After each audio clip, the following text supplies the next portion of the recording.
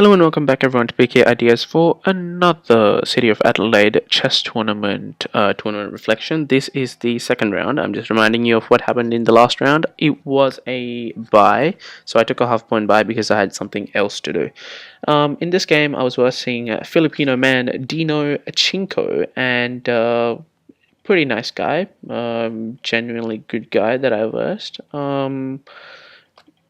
And pretty much I was black in this game as him as white. And going into the game, what I was thinking was I was prepared to play lines which were quite out of my comfort zone, simply because of the fact that I knew he was from the Philippines, and people from the Philippines, Germany, people who play street chess tend to have a lot of practical lines which are theoretically not as good and not as proven, but practically they work out because in the games many people tend to stuff up during the opening variations.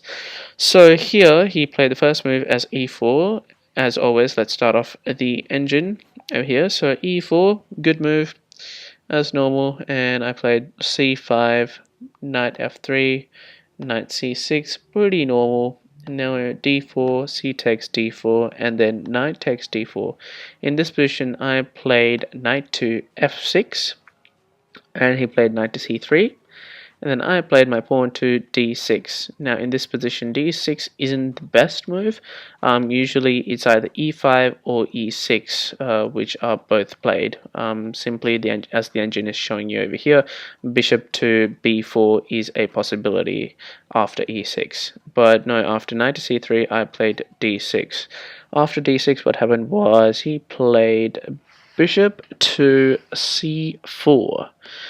Now the whole aim of bishop to c4 is to hit this f7 square right over here, if I can get, whoops.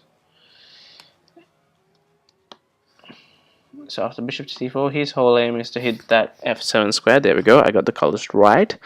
And yeah, so his basic idea is to attack the f7 square and give me a lot of trouble over here. Now, in this position, the engine is also showing you e6 as the better move to play.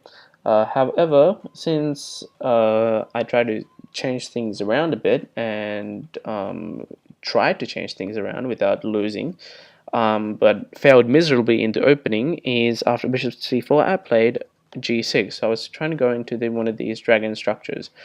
But then in this position, as the engine suggests, Dino took my knight, knight takes c6, b takes c6, and then he played e5, which is basically the best move in the position. Quite quirky, gives me a lot of trouble. My f7 pawn's hanging.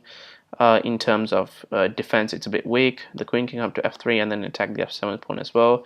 And he always has the threat of playing e6 and creating more weaknesses in my camp.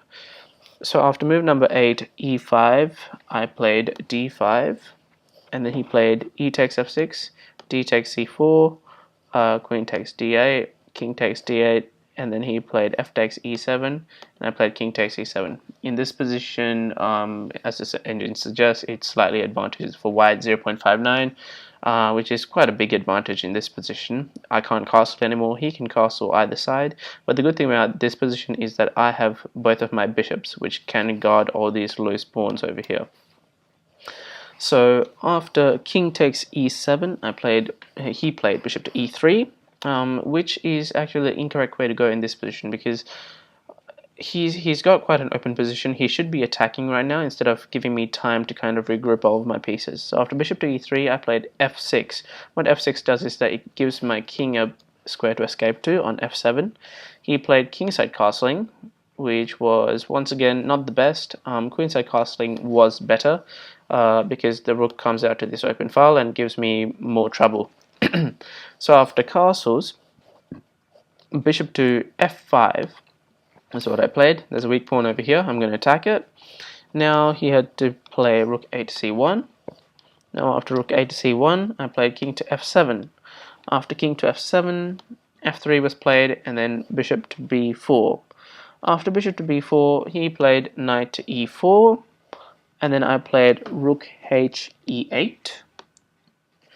After rook h e8, he played c3. So in this position, my king's not looking that bad on f7. Usually it's on g8, but it's moved to f7.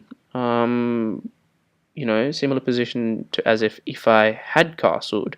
If I move forward f6, I'm going to follow up by playing king to f7. Now notice after pawn to c3, his whole idea is if I play over here, then the knight coming to d6 is a threat, and I'm going to lose either my bishop pair or my rook. So instead of playing the bishop over the a5 e1 diagonal, I played the bishop back to f8. Now after bishop to f8, he played bishop to d4.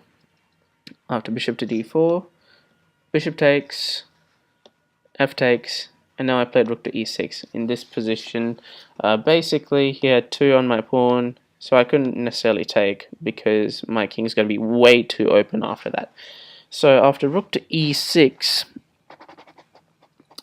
he decided to play e5, which in my eyes is a mistake, simply because c5, good move, forcing the bishop to go back and then allowing me to take the pawn either with the pawn or with the rook.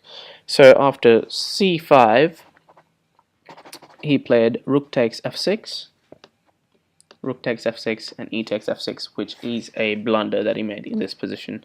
Usually you don't even play rook takes f6 straight away. Usually you just move back the bishop, admit the fact that you've lost the pawn, and the game continues with equal chance for both sides. But in this case, he decided to lose a whole piece, where I just took the bishop and he took my pawn, and I played rook to c8. After rook to c8, he played d5, and I played king takes f6, and he played his rook over to e1, and then I played rook over here to d8, and then he played rook e6, king up there, rook over here, and then I took the pawn, and then he mistook, once again made a big blunder, took the pawn on a7 and suffered under the hand of bishop to c5, losing the rook, and the game ends quite nicely for me. And as Engine says, it's made in 11. Not that I was going to calculate the whole thing, but it seemed pretty obvious. Promote this, probably take these 2 pawns with the rook, and the game ends from there. So this was quite an interesting game, seeing that I had stuffed up in the opening. Right over here, g6 is actually a blunder. See here how the engine evaluates. I'm going from 0.17 to 0.6, so pretty bad mistake, I think. And if I was playing someone better, maybe a 1900 or a 2000 rated player, I would have definitely lost the game after a move like this. So what do we learn from this game? Moving forward, probably the fact that you have to know your opening theory if you're going to play sharp lines.